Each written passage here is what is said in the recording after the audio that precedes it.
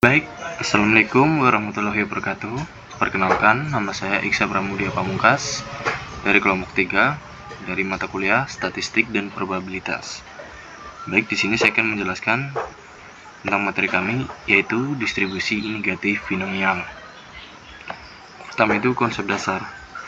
Distribusi negatif binomial digunakan untuk menghitung peluang terjadinya sejumlah kegagalan sebelum mendapatkan sejumlah keberhasilan tertentu dalam percobaan berulang yang saling bebas. Kemudian, fungsi probabilitas. Fungsi probabilitas adalah fungsi yang menggambarkan peluang bahwa variabel acak X mengambil nilai tertentu. Untuk distribusi negatif binomial, fungsi probabilitasnya adalah X, K sama dengan B kali X banding K sama P. Artinya, fungsi ini menyatakan probabilitas bahwa terdapat tepat X kegagalan sebelum mencapai sejumlah K atau keberhasilan. Perbedaan utama antara kedua distribusi ini terletak pada sifat populasi dan fokus perhitungannya. Yang pertama, distribusi negatif binomial digunakan untuk populasi yang tidak terbatas dengan pengambilan sampel yang bersifat pengembalian, dan fokusnya adalah menghitung jumlah kegagalan sebelum mencapai target keberhasilan tertentu. Dalam distribusi ini, setiap percobaan bersifat independen dan memiliki probabilitas keberhasilan yang tetap. Kemudian yang kedua, distribusi hipergeometrik. Di sisi lain, digunakan untuk populasi yang terbatas dengan pengambilan sampel tanpa pengembalian. Dan fokusnya adalah menghitung jumlah keberhasilan dalam sampel dengan ukuran tertentu. Dalam distribusi ini, setiap percobaan tidak independen karena probabilitas keberhasilan berubah setiap kali elemen diambil dari populasi yang terbatas. Selanjutnya akan dijelaskan oleh teman saya. Terima kasih. Baiklah, pada kesempatan kali ini saya akan membahas terkait dengan distribusi hipergeometrik. Adapun konsep dasar pada distribusi hipergeometrik adalah distribusi ini digunakan untuk menghitung peluang mendapatkan sejumlah objek tertentu dalam pengambilan sampel tanpa pengembalian dari populasi yang terbatas dan terdiri dari dua objek yang berbeda.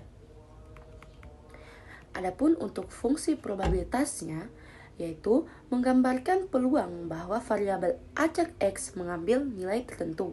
Untuk distribusi hipergeometriknya, fungsi probabilitasnya adalah fungsi f dari X sama dengan fungsi H dari X dengan parameter N besar, N kecil, dan K kecil.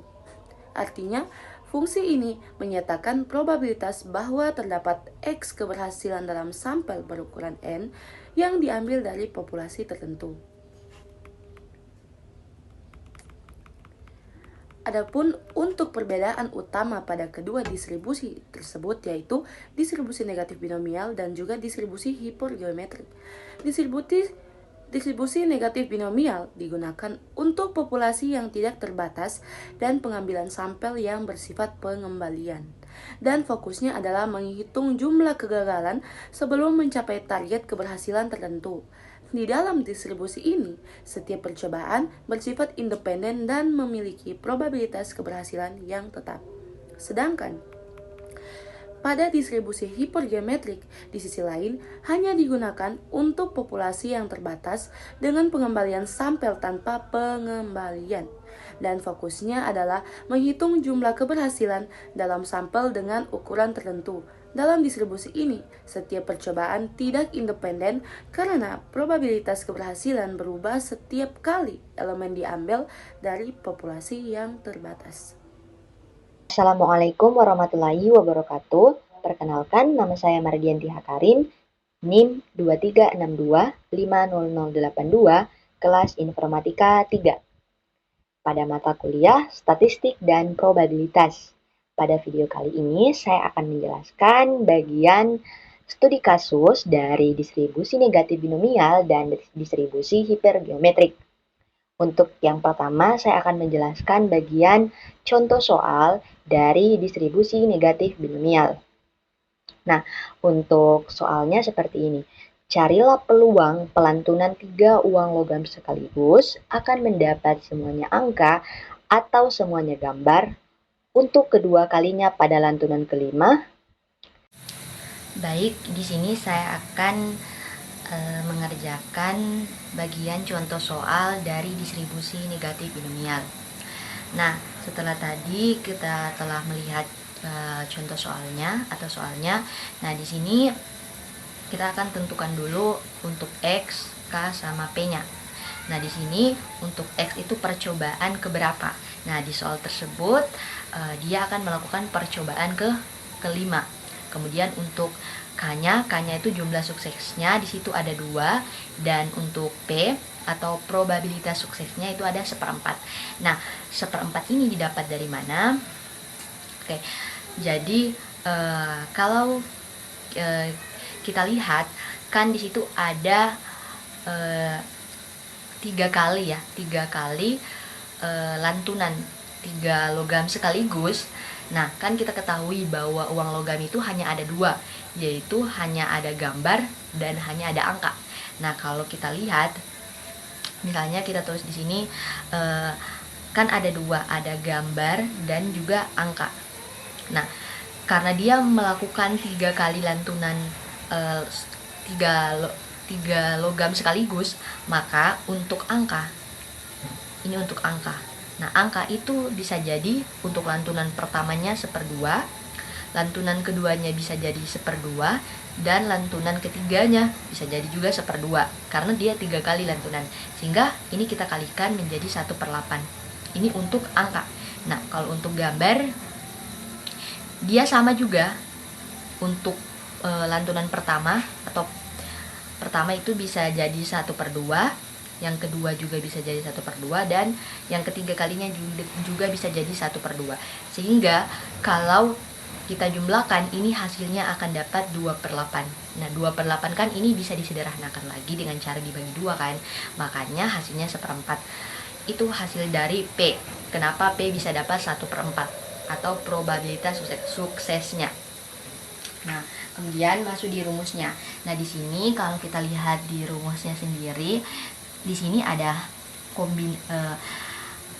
ini B ini binomial ya. Binomial X K, P, kemudian sama dengan kombinasi K kurang 1 dari X kurang 1 kali P pangkat K kali 1 kurang P pangkat X kurang K. Maka di sini sama dengan kombinasi.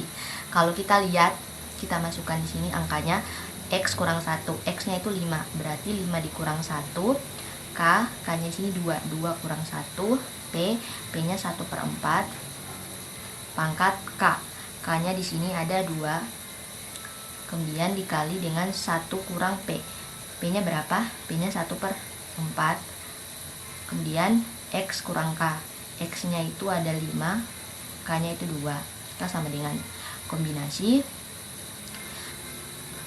5 kurang 1 4, 2 kurang 1 1, kali 1/4 pangkat 2 per 4 pangkat 2, kemudian di sini 1 kurang 1/4 itu hasilnya adalah 3/4, 5 kurang 2 itu 3. Nah, sekarang untuk mencari kombinasi 1 dari 4 adalah kombinasi 1 dari 4, itu kita bisa cari 4 faktorial, ini 1 faktorial dikali dalam kurung 4 kurang 1 faktorial sama dengan 4 faktorial, 1 faktorial kali 3 faktorial, maka sama dengan 4 kali 3 faktorial per 1 kali 3 faktorial. Ini dibagi 4/4. Maka di sini kombinasi 1 dari 4 hasilnya 4. Kemudian untuk 1/4 pangkat 2 ini hasilnya adalah 1/16. Karena 1 pangkat 2 itu 1, 4 pangkat 2 itu 16. Kemudian dikali 3 pangkat 3. 3 pangkat 3 itu 27 per 4 pangkat 3 itu 64. Nah, sama dengan di sini kita kalikan 4 kali 1, kemudian kali 27. 4 kali 1, 4. 27 dikali 4, 7 kali 4, 8, 92, 2 kali 4, 8, 10. Nah, sini 108 per.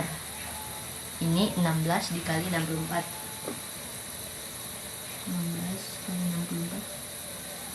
6 kali 4, 24, 4, 92, 1 kali 4, 4, tambah 26, 6 kali 6, 36, 6, 93, 1 kali 6, 6, tambah 3, 9, 4, 2, 1, 124, 1024, nah, 1024.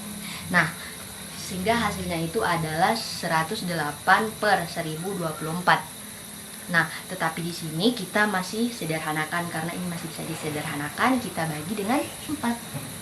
Ini dibagi dengan 4, hasilnya itu 108 dibagi 4 itu 27. Terus 1024 dibagi 4.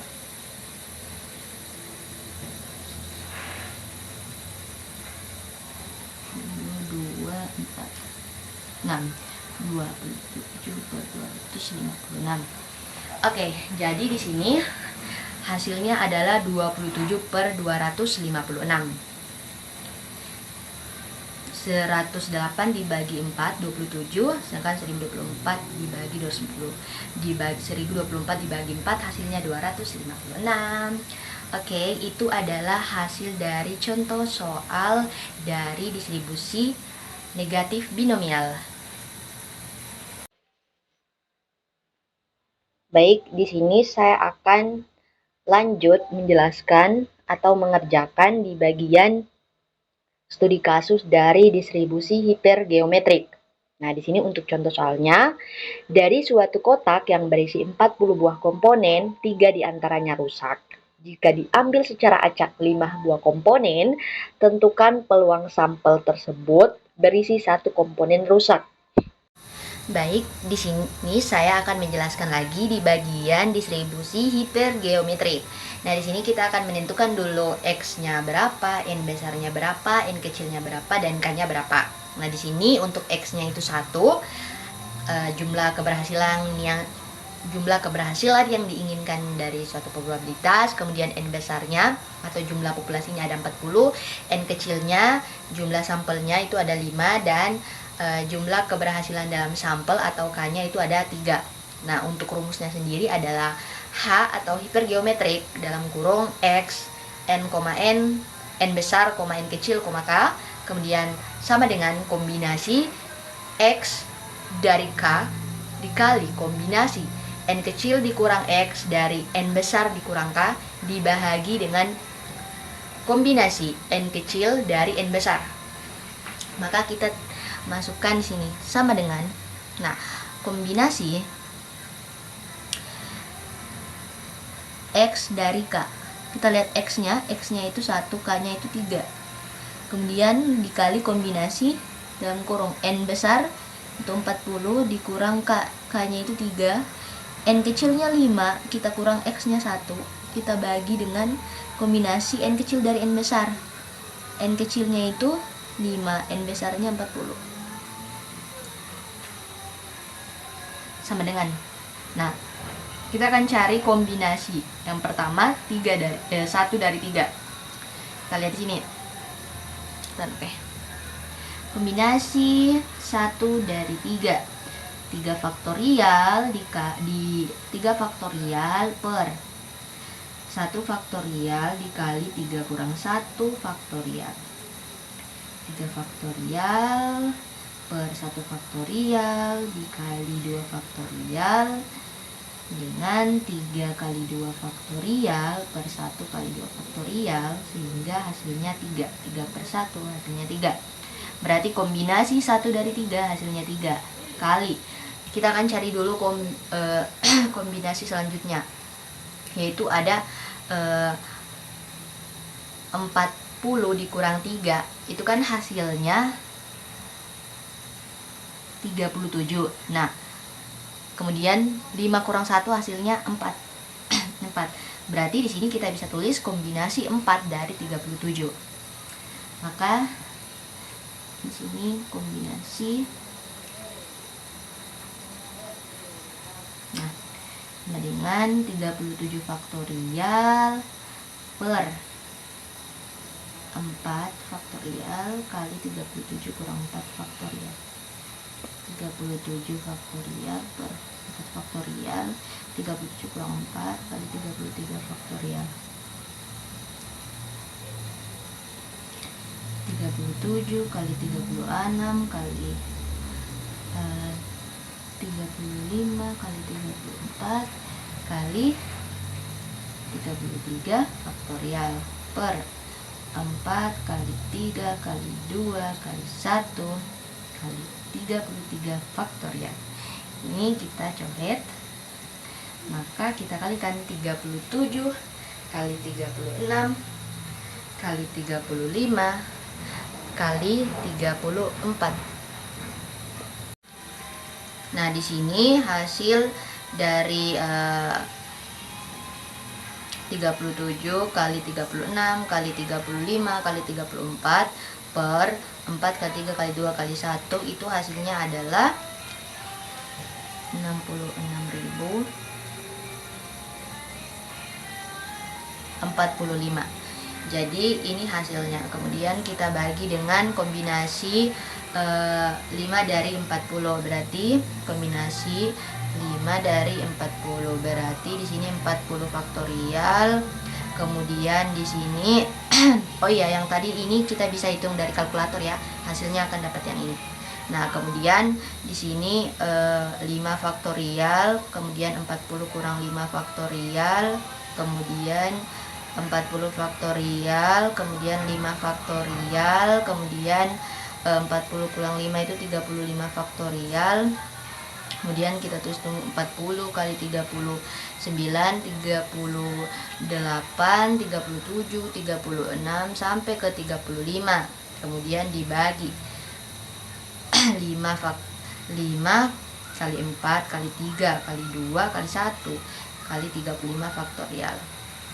Kemudian ini tinggal kita coret 35 faktorialnya. Kemudian ini 40 kali 39 kali 38 kali 37 kali 36 per 5 kali 4 kali 3 kali 2 kali 1 itu hasilnya adalah hasilnya di sini adalah 658.008. Nah, kemudian di sini kita kalikan 3 dikali 66.045. Itu hasilnya adalah 198.135. Kita bagi dengan 658.008. Nah, di sini hasilnya itu dapat 0,301. Nah, ini hasilnya. Jadi di sini untuk hasilnya ini tinggal kita pakai kalkulator ya. 198.135 per 658.008 itu hasilnya 0,301. Oke, baik, terima kasih. Sekian dari penjelasan saya. Mohon maaf apabila selama saya mengerjakan dan menjelaskan ada kekurangan kata-kata atau penjelasan saya kurang jelas. Wabillahi taufiq wal hidayah. Wassalamualaikum warahmatullahi wabarakatuh.